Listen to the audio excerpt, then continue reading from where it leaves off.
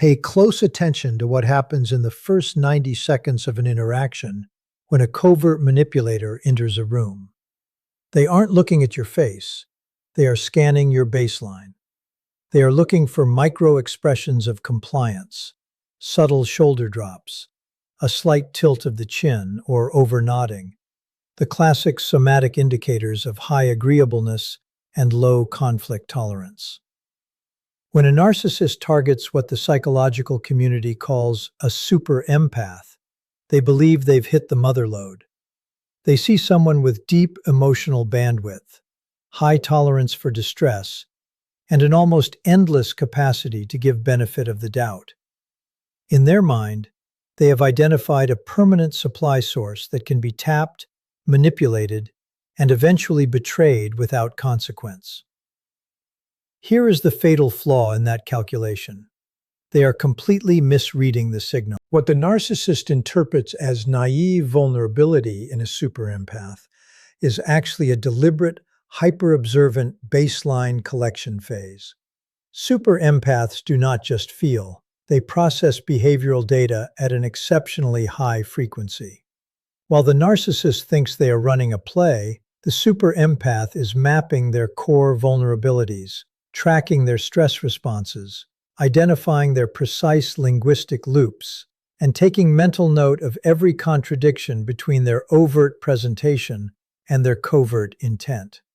When a narcissist finally decides to execute their betrayal, whether through triangulation, smear campaigns, or calculated emotional coldness, they expect the standard playbook response: panic, begging, emotional dysregulation, and attempts to repair the rupture. That reaction is what fuels their sense of grandiosity and control. Instead, when they betray a super empath, the entire dynamic inverts. The super empath doesn't break. They flip the switch from emotional engagement to cold, objective analysis. The warmth vanishes, replaced by a clear, unblinking mirror that reflects every single micro-insecurity the narcissist has spent a lifetime trying to hide from the world and from themselves. If you have ever wondered why a narcissist seems to lose their mind, enter a total psychological collapse, or completely spiral out of control after trying to destroy a super empath, it isn't magic. It's human behavior, micro-expressions, and leverage dynamics operating at an elite level. Stay tuned through the entire breakdown today, because we are going to dissect the exact psychological mechanics of why this specific betrayal backfires so violently, and why, once a super empath exposes a narcissist's underlying code, that manipulator is destroyed forever. Let's start with a foundational rule of human behavior. Every person you interact with operates under a predictable set of behavioral scripts. Manipulators, specifically narcissists, rely on these scripts to survive. They project a grand image, scan for vulnerability, test boundaries, execute a betrayal to assert control, and then collect the emotional fallout as proof of their power.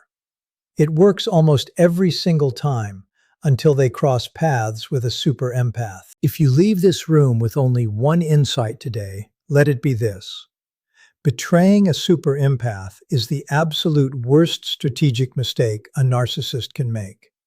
It doesn't just fail, it triggers a total collapse of the narcissist's psychological structure. Over the next few minutes, I am going to walk you through the precise, step-by-step mechanics of how this happens, why the narcissist never sees it coming, and the exact psychological reason why they can never recover from it.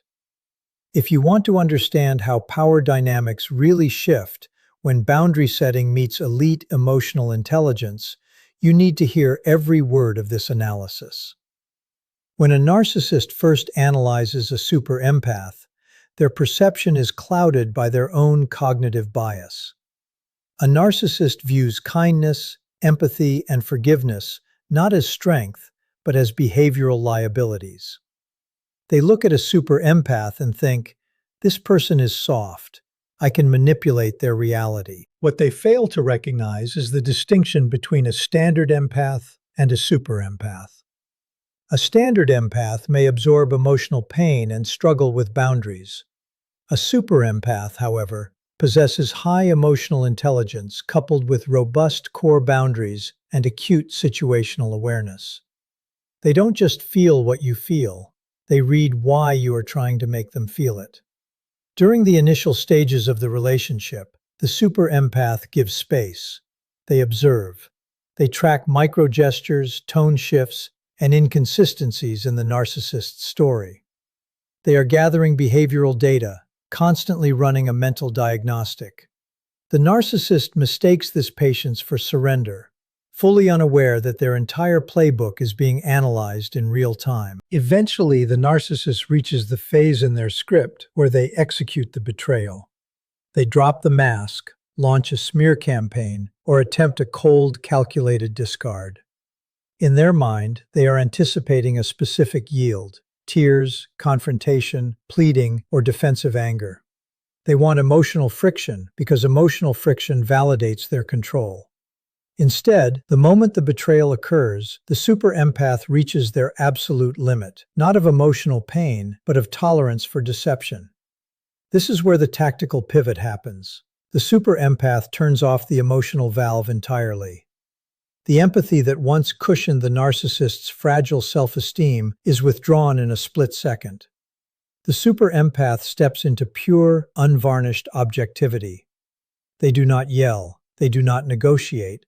They drop their voice lower, slow down their speech cadence, and state plain, unvarnished facts. A narcissist cannot survive in an environment of absolute truth. Their entire psychological framework depends on maintaining a false self to suppress deep-seated shame. When the super empath shifts into objective mode, they don't attack the narcissist with wild insults. They describe the narcissist's true nature with clinical accuracy. They name the manipulation tactic while it's happening. They point out the exact lie, the hidden insecurity, and the desperate bid for control. You aren't angry at me, you're terrified that people will realize you failed. This reaction is just an attempt to divert attention from what you actually did. Because the super empath has spent months subtly tracking the narcissist's behavioral indicators, these observations hit with surgical accuracy. They don't just puncture the mask, they obliterate it. The narcissist is forced to look into an objective mirror, stripped of all grandiosity, seeing their own core inadequacy exposed in high definition. This leads directly to what behavioral science identifies as narcissistic collapse. When a narcissist realizes that their usual tools, gaslighting, projection, rage, guilt-tripping, have zero effect on the super empath, panic sets in. Micro-expressions of anger rapidly shift to micro-expressions of fear. Their heart rate spikes, their speech becomes disorganized, and their authority evaporates. They realize two devastating facts simultaneously. They have lost complete control over the super empath. The super empath sees them for exactly who and what they truly are. The narcissist cannot fix this rupture. They cannot hover because the super empath's core boundaries are locked shut.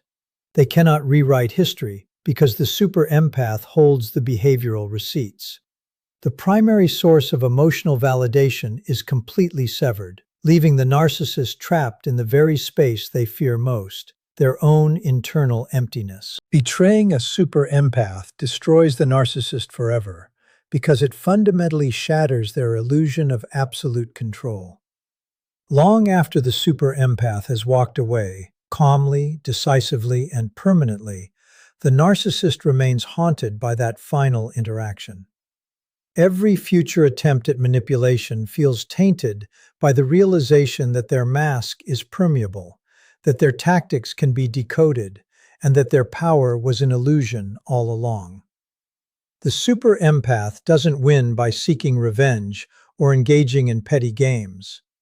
The super empath wins simply by standing in radical truth, enforcing non-negotiable boundaries, and letting the narcissist's own deception consume them from the inside out. To understand why a narcissist's betrayal of a super empath fails so spectacularly, you have to examine the initial point of contact. The tactical miscalculation. Narcissists operate on a low-resolution model of human behavior. They categorize people almost instantly into simple, transactional buckets based on surface-level traits. When a narcissist encounters someone with a high capacity for empathy, patience, and emotional attunement, their internal profiling framework registers a specific set of attributes. They see a person who listens attentively, excuses minor slights, seeks harmony, and shows a deep willingness to understand others. In the mind of a manipulator, these attributes are not signs of emotional maturity or psychological strength. They are interpreted as structural vulnerabilities. The narcissist relies on superficial pattern recognition, observing that most highly agreeable individuals have weak boundary enforcement and a fear of conflict. They mistake a super empath's deliberate choice to offer grace for an inability to defend themselves. This miscalculation stems from a fundamental misunderstanding of what drives a super empath's demeanor. High distress tolerance is not passivity, and patience is not submission. A super empath remains calm and giving because their core identity is grounded in self-regulation and emotional resilience. They can tolerate discomfort, ambiguity, and emotional turbulence without instantly reverting to defensive tactics or aggressive posturing. While the narcissist assumes they are gradually eroding the super empath's resolve and establishing psychological dominance, the super empath is actually maintaining a wide emotional baseline, giving the narcissist enough room to reveal their true nature over time. The narcissist's grandiosity creates a dangerous blind spot. They believe their charm and covert manipulation tactics are working flawlessly, completely blind to the fact that their subject is evaluating them with extreme clarity. Because the narcissist misreads this high tolerance for distress as weakness, they become overconfident in their strategic playbook. They assume that as they incrementally escalate their toxic behaviors, testing boundaries, dropping subtle insults, or withdrawing affection, they are conditioning the super empath to accept lower standards of treatment. They believe they are slowly breaking down a fragile target who will eventually become entirely dependent on their validation. In reality, every boundary test and micro-betrayal is being logged and processed. The super empath isn't being broken down, they are observing a pattern. The narcissist's reliance on quick, superficial assessments prevents them from recognizing that they are dealing with an individual whose empathy is backed by rock-solid, internal core values. By mistaking emotional generosity for a lack of strength, the narcissist sets the stage for their own ultimate defeat, moving forward with an aggressive betrayal while under the complete illusion that they hold all the leverage. The second critical phase in this dynamic revolves around the silent, highly calculated observation phase that occurs long before any open conflict erupts. Super empaths do not navigate the world through passive emotion alone.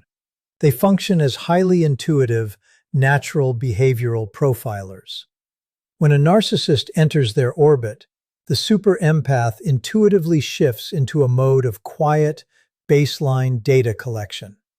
While the narcissist believes they are successfully projecting a carefully curated persona of charm, dominance, or victimhood, the super empath is looking directly past the performance.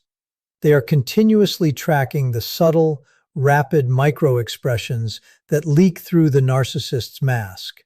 The momentary flash of contempt when someone else receives praise, the tightening around the eyes when control is questioned, or the sudden, cold flattening of affect the instant they think no one is watching. Every single discrepancy between the narcissist's spoken words and their underlying somatic cues is noted, categorized, and filed away. This profiling process is neither emotional nor reactionary. It is profoundly analytical. The super empath builds an intricate mental map of the narcissist's entire psychological framework. They identify the narcissist's core triggers, their specific linguistic patterns during deflection, their go-to gaslighting scripts, and most importantly, the deep, hidden insecurities that the narcissist spends their whole life trying to conceal. Because the super empath possesses an exceptional level of emotional intelligence, they understand the precise mechanics of why the narcissist acts out. They see the fragile ego beneath the overt grandiosity, the desperate need for external validation disguised as self-sufficiency, and the deep-seated shame driving every manipulative behavior. While the narcissist assumes they are pulling the strings and orchestrating the relationship, they are actually exposing every vulnerability they have to an observer who sees them with terrifying clarity. What makes this observation phase so lethal to the narcissist strategy is that it happens entirely without confrontation. A super empath does not immediately call out every minor inconsistency or red flag as it occurs. They do not react with impulsive anger or defensive arguments, which gives the narcissist a false sense of security. The narcissist interprets this silence as ignorance or compliance, completely unaware that the super empath is giving them enough rope to fully reveal their true motives. Every subtle boundary push, every manipulative test, and every covert attempt at triangulation provides the super empath with clear behavioral evidence. By the time the narcissist decides to execute a full betrayal, believing they have outmaneuvered their partner, the super empath has already decoded their entire operating system. The narcissist enters the confrontation blind, completely ignorant of the fact that their target possesses a comprehensive blueprint of their psychological vulnerabilities, ready to be deployed the moment the mask finally slips. The unmasking trigger represents the pivotal threshold where the dynamic between the super empath and the narcissist undergoes an irreversible shift. For weeks or months, the super empath has quietly absorbed data, granting the narcissist grace while accurately assessing their psychological makeup. However, the moment the narcissist crosses a definitive line through a calculated betrayal, the super empath reaches an absolute limit of tolerance. In an instant, the emotional buffer vanishes completely. The super empath transitions from a state of receptive, compassionate engagement to cold, surgical detachment. They do not explode into tears, panic, or launch into an emotional tirade, which is precisely what the narcissist expects and needs to fuel their narrative of control. Instead, the super empath enters a state of hyper-focused clarity, turning off the supply of emotional energy that has sustained the narcissist's ego. This sudden withdrawal of emotional reactivity strips the environment down to pure, unvarnished facts. The super empath initiates the unmasking, not with emotional accusations, but with precise, clinical feedback delivered in a calm, steady cadence. Because they spent the observation phase mapping the narcissist's exact vulnerabilities, every word hits with devastating accuracy. They articulate the hidden motives behind the narcissist's behavior, naming the gaslighting tactics, pointing out the projection, and laying bare the deep-seated fear of inadequacy driving the betrayal.